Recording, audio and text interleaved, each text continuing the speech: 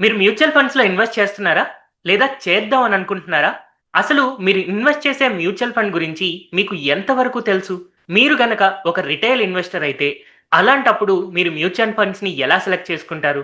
లేదా మీరు ఒకవేళ ఒక మ్యూచువల్ ఫండ్ డిస్ట్రిబ్యూటర్ అనుకోండి. మీరు ఎలాంటి అనాలిసిస్ చేయాలి? లేదా ఇంకొంచెం నెక్స్ట్ స్టెప్‌లో మీరు ఒక సెబీ రిజిస్టర్డ్ రీసెర్చ్ అనలిస్ట్ కానీ, లేదా ఇన్వెస్ట్‌మెంట్ అడ్వైజర్ అయితే వీళ్ళు మ్యూచువల్ ఫండ్స్‌ని సెలెక్ట్ చేయడానికి స్టాండర్డ్‌గా ఏ రేషియోస్ నేర్చుకుంటారు? లేదా హైయెస్ట్ లెవెల్ సిఎఫ్ఏ లెవెల్‌లో మీరు ఒకవేళ మ్యూచువల్ ఫండ్ అనాలిసిస్ చేయాలి అని అనుకుంటే ఎలాంటి రేషియోస్ కన్సిడర్ చేస్తారు? ఇలాంటి విషయాలన్నీ ఈ వీడియోలో మనం డిస్కస్ చేసుకుందాం. అందుకనే ఇది ఒక మ్యూచువల్ ఫండ్‌కి బేసిక్ సిరీస్ కాదు, ఒక ప్రొఫెసర్ లెవెల్ సిరీస్. సో ఈ మ్యూచువల్ ఫండ్ ప్రొఫెసర్ లెవెల్ సిరీస్‌లో ఎపిసోడ్ 1లో మనం ఏం నేర్చుకోబోతున్నాము అనే కంప్లీట్ విషయాల గురించి తెలుసుకోబోతున్నాం. యాక్చువల్‌గా ప్రపంచంలో ఉన్న అందరికీ ఒకే ఒక్క మ్యూచువల్ ఫండ్ మంచి మ్యూచువల్ ఫండ్ అవ్వదు. వాళ్ళ రిక్వైర్మెంట్స్‌ని బట్టి మనం మ్యూచువల్ ఫండ్స్‌ని సెలెక్ట్ చేసుకుంటూ ఉండాలి. అయితే మనం ఉన్న సిట్యుయేషన్‌లో యాక్చువల్‌గా ఏది ఒక మంచి మ్యూచువల్ ఫండ్ అని చెప్పి ఒక ఇన్వెస్టర్ సెలెక్ట్ చేసుకోవాలి అని అనుకుంటే దాదాపు అందరూ తప్పుగానే సెలెక్ట్ చేసుకుంటారు. ఎందుకు అంటే వాళ్ళు యూజువల్‌గా లాస్ట్ 1 ఇయర్‌లో ఎంత రిటర్న్స్ వచ్చాయి, 3 ఇయర్స్‌లో ఎంత రిటర్న్స్ వచ్చాయి, లేదా ఓవరాల్‌గా అబ్సల్యూట్ రిటర్న్స్ ఎంత వచ్చాయి, లేదా ఒక యూట్యూబ్ ఛానల్ చూసి, టెలిగ్రామ్ టిప్స్ చూసి ఫాలో అవుతూ ఉంటారు. కానీ యాక్చువల్‌గా ఆ మ్యూచువల్ ఫండ్‌ని ఎంతమంది అనాలిసిస్ చేశారు? పాస్ట్‌లో ఎలాంటి పర్ఫార్మెన్స్ ఇచ్చింది? బెంచ్ మార్క్ కంటే మంచి పర్ఫార్మెన్స్ ఇచ్చిందా లేదా? ఇలా ఎన్నో విషయాలు చూసి మనం ఒక మంచి మ్యూచువల్ ఫండ్‌ని సెలెక్ట్ చేసుకోగలుగుతాం. సో జనరల్‌గా మీకు మ్యూచువల్ ఫండ్స్ గురించి అంత తెలీదు. ఎందుకైనా మంచిది ఎక్స్‌పీరియన్స్‌డ్ పీపుల్ దగ్గరికి వెళ్దాం అని అనుకోని ఒక మ్యూచువల్ ఫండ్ డిస్ట్రిబ్యూటర్ దగ్గరికి వెళ్లారు అని అనుకుందాం. జనరల్‌గా మ్యూచువల్ ఫండ్ డిస్ట్రిబ్యూటర్ కోసం ఎన్ఐఎస్ఎం సిరీస్ 5 ఎగ్జామ్ ఒకటి రాస్తారు. Distributor level 1 and level 2 exams ఉంటాయి. ఇవి నేను ఆల్రెడీ క్వాలిఫై అయ్యాను.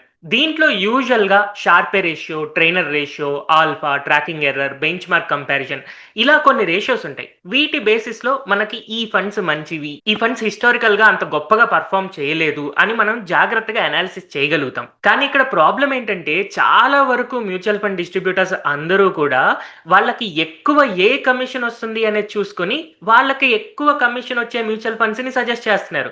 అంతేగాని ఎక్కువ రిటర్న్స్ వచ్చే వాటిని లేదా ఫ్యూచర్‌లో ఎక్కువ ప్రామిసింగ్‌గా ఉన్నదాన్ని సెలెక్ట్ చేసుకోవట్లేదు. ఇది చాలా పెద్ద ప్రాబ్లమ్. జనరల్‌గా ఎవరైతే నార్మల్ చిన్న చిన్న ఇన్వెస్టర్స్ మనల్ని నమ్మి వస్తారో వాళ్ళకి మనం చదువుకున్న నాలెడ్జ్‌ని బట్టి మంచి మ్యూచువల్ ఫండ్ సెలెక్ట్ చేసి ఇవ్వాలి కదా! జస్ట్ మనకు కమిషన్ ఎక్కువ వస్తుంది అని చెప్పి దాన్ని సజెస్ట్ చేస్తే అసలు ఎంతవరకు మంచి బిజినెస్ అవుతుంది? అందుకే మీరు ఒకవేళ మ్యూచువల్ ఫండ్ డిస్ట్రిబ్యూటర్ అయినా కూడా ఈ రేషియోస్ అన్నిటి గురించి కరెక్ట్‌గా నేర్చుకోండి. హై పర్ఫార్మింగ్ మ్యూచువల్ ఫండ్స్‌ని మాత్రమే మీ క్లయింట్స్‌కి సజెస్ట్ చేయండి. ఆబ్వియస్‌గా వాళ్ళకి మంచి రిటర్న్స్ వచ్చిన రోజున వాళ్ళే ఇంకొంతమందిని మీకు రిఫర్ చేస్తారు. అలాగే సిమిలర్‌గా మీరు ఒకవేళ సెబీ రిజిస్టర్డ్ రీసెర్చ్ అడ్వైజర్ అయినా, ఇన్వెస్ట్‌మెంట్ అడ్వైజర్ అయినా మీరు హిస్టారికల్‌గా కొన్ని వాల్యూస్ చదువుకున్నారు కదా! Sharpe ratio, Treynor ratio, alpha, standard deviation, beta ఇలాంటివన్నీ యూజ్ చేస్తూనే క్లయింట్స్‌కి సజెస్ట్ చేస్తూ ఉండండి. ఒకవేళ మీరు గనక సీఎఫ్ఏ ఎగ్జామ్‌కి ప్రిపేర్ అవుతున్నారు అనంటే మీరు ఇంకొన్ని రేషియోస్ ఎక్కువగా తెలుసుకోవాల్సి ఉంటుంది.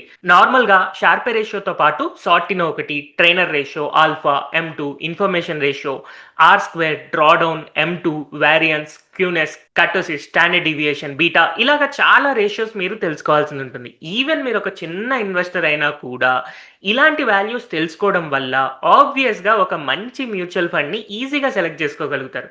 జనరల్‌గా ఈ రేషియోస్ అన్నీ వినగానే భయపడాల్సిన అవసరం లేదు.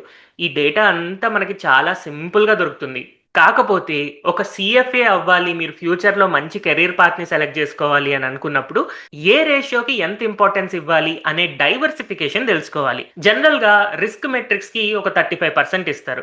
తర్వాత బెంచ్ మార్క్స్ రిలేటెడ్ వాటికి ఒక 25% ఇస్తారు. ఇలా వెయిటేజెస్‌ని గనక మీరు ప్రాపర్‌గా సెలెక్ట్ చేసుకున్నారు అనంటే హై పర్ఫార్మింగ్ మ్యూచువల్ ఫండ్స్‌ని చాలా ఈజీగా మనం సెలెక్ట్ చేసుకోవచ్చు. అయితే ఈ మ్యూచువల్ ఫండ్ ప్రొఫెసర్ సిరీస్ అనేది ఒక చిన్న ఇన్వెస్టర్ నుంచి సీఎఫ్ఏకి ప్రిపేర్ అయ్యే వాళ్ళ వరకు అందరికీ హెల్ప్‌ఫుల్ గానే ఉంటుంది.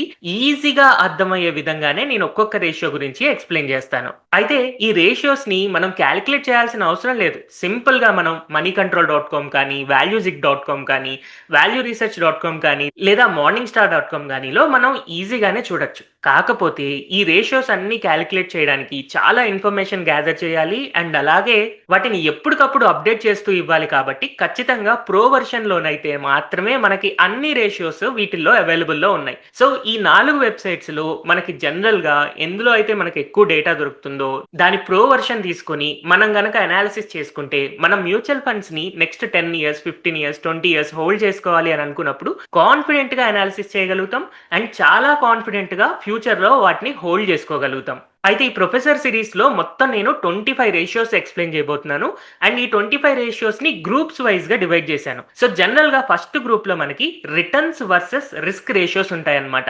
దీంట్లో యూజువల్‌గా మనం షార్పే రేషియో గురించి, Sortino ratio, standard deviation, downside deviation and Calmar ratio గురించి నేర్చుకుంటాం. ఇవి మనకి జనరల్‌గా ఒక మ్యూచువల్ ఫండ్స్‌కి ఎంత రిటర్న్స్ వచ్చాయి అండ్ అలాగే దాని వెనకాల ఉన్న రిస్క్ ఏంటి అనేది బ్యాలెన్స్ చేస్తూ క్యాలిక్యులేట్ చేసే రేషియోస్ అన్నమాట.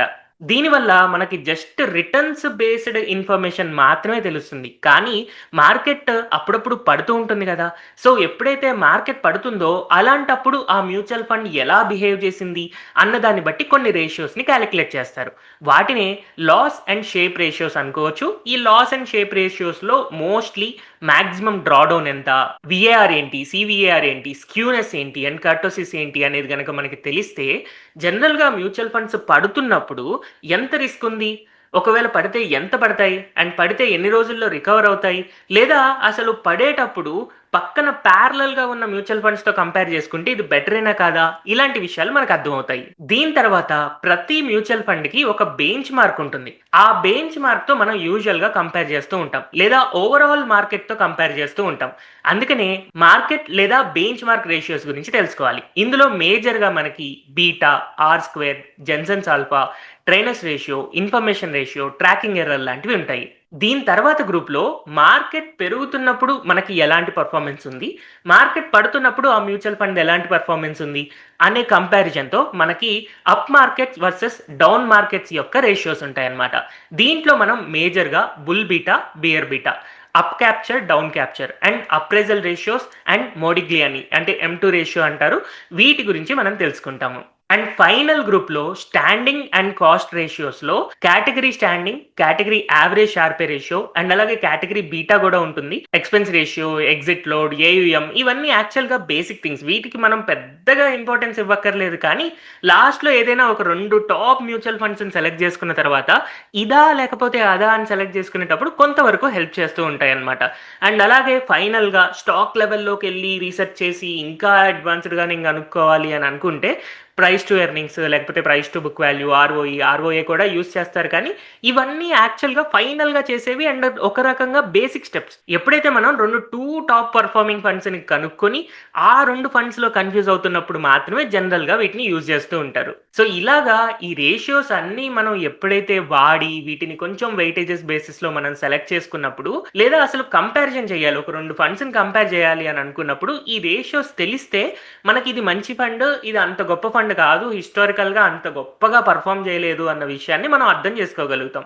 సో ఇలాంటి రేషియోస్ ఎన్నో ఉన్నాయి. వాటన్నిటి గురించి మనం డీటెయిల్డ్‌గా ఈ మ్యూచువల్ ఫండ్ ప్రొఫెసర్ సిరీస్‌లో డిస్కస్ చేసుకుందాం. అయితే ఈ వీడియో చూసి మీరు భయపడాల్సిన అవసరం లేదు. ఈ రేషియోస్ అన్నీ చాలా ఈజీగానే ఉంటాయి. మీరేం గుర్తుపెట్టుకోవాల్సిన అవసరం లేదు. ఈ వెబ్‌సైట్స్‌లో చాలా ఈజీగా దొరుకుతున్నాయి. మనీ కంట్రోల్ కానీ, వాల్యూజిక్ కానీ, వాల్యూ రీసెర్చ్ కానీ, మార్నింగ్ స్టార్ కానీ వీటిల్లో చాలా వరకు ఈజీగానే అంత డేటా దొరుకుతుంది. కాకపోతే ఫ్రీ వెర్షన్స్‌లో అయితే మోస్ట్‌లీ ఎవరు ఇవ్వట్లేదు. టూ మచ్ ఆఫ్ అడ్వర్టైజ్మెంట్ ఉండడమో లేకపోతే అసలు ఓపెన్ కాకపోవడం ఉంటుంది. ఖచ్చితంగా మీకు ప్రో సబ్స్క్రిప్షన్ తీసుకోవాల్సి వస్తుంది. మీకు మోస్ట్‌లీ అన్ని రేషియోస్ వాల్యూజిక్.comలో దొరుకుతాయి. అండ్ అలాగే కొంతవరకు moneycontrol.comలో కూడా దొరుకుతాయి.